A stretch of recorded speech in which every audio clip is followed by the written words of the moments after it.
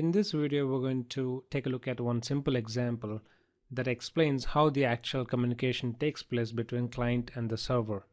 When I say client and the server, I meant it's two programs which are communicating with each other. Ultimately, whatever the communication happens over the network is between two softwares or two applications, or it's two programs. The computer is just like a medium that lets the applications talk to each other. So we're going to have a client program and a server program. Inside the server program, we're going to request operating system to give access or to give rights of a particular port in the server. And on the client end, we're going to get access to that port, or rather we can call it a socket. What is a socket? A socket is nothing but a combination of IP address and port number. Instead of me saying that I wanted to communicate with a server with particular IP address and with a particular port number, I'm just simply going to say I want to talk to a socket. That makes our life a lot easier. Especially in programming, we can just create a simple a single socket object, which is actually a combination of IP address and the port number. We're going to take a look at it pretty soon, in a while actually. So once the client establishes connection with the server program, they both can communicate each other. They can exchange data between each other, and that happens using streams. So let's take a look at the program, NF of theory. Alright, here we are in Eclipse. Do open these files named simple client and simple server under the project networking. Let's first talk about the server program, because this is the program we need to run first so that client can communicate with the server. So on the server program, we're going to create an object of server socket. It is our programming way of asking the operating system requesting for a particular port. Whatever the port number that you give in here, make sure that is not being used by some other application or some other program. If that's the case, then you're going to see a runtime exception when you run this program. The next step is to call the accept method of that particular object, server socket object. What this is going to do is this is going to wait until some client tries to establish a connection with the server socket. And once it does, this is going to return a socket object, which we can then use to communicate with the client or exchange data between both the programs.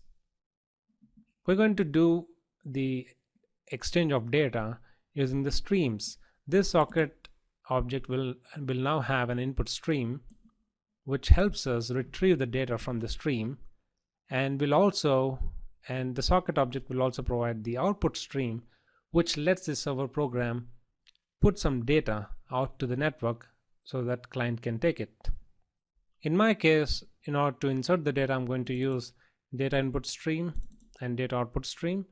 I'm going to use this method to write the data into the stream, etc.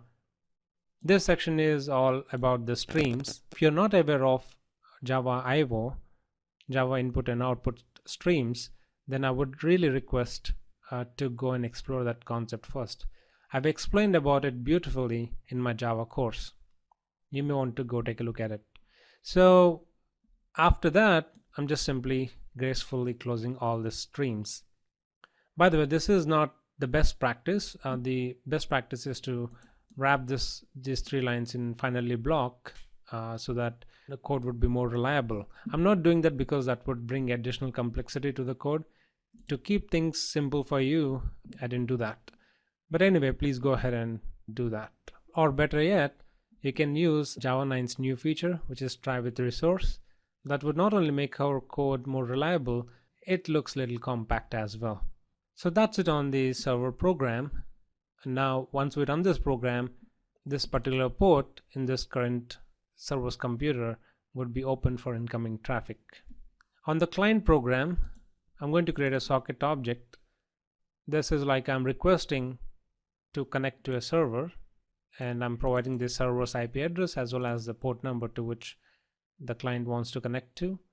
Once we have the socket object, again I'm going to get access to the streams, and using the streams I'm going to send and receive data. Next to that, I'm just simply going to take input from the user. User is going to enter something, and I'm going to send that data. Whatever the user is going to send, I'm going to send exact message to the server by using write UTF. Again, this is concept of streams. And after that, we're going to wait until server is going to respond back or put something in its output stream. Once it puts something in its output stream, like what we're doing here, that data is going to be made available for the client to absorb. So we grab that server message and just going to print it, and gracefully closing all the streams. This is a very simple client server program. By the way, we're actually running these two programs in same computer, or in other words, we're running in the same JRE environment, but in real time we would ideally be having these two programs run under two different computers residing in two different Java runtime environments.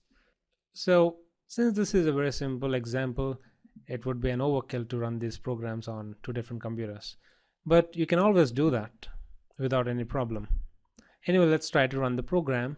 First things first, let's start the server. Alright, server is now started. Let's run the client. You would be prompted to enter something. Enter whatever you wish to enter. I'm going to enter something, and we got the response from the server. And that's the end of it. Once server sends the data, is just closed all the streams.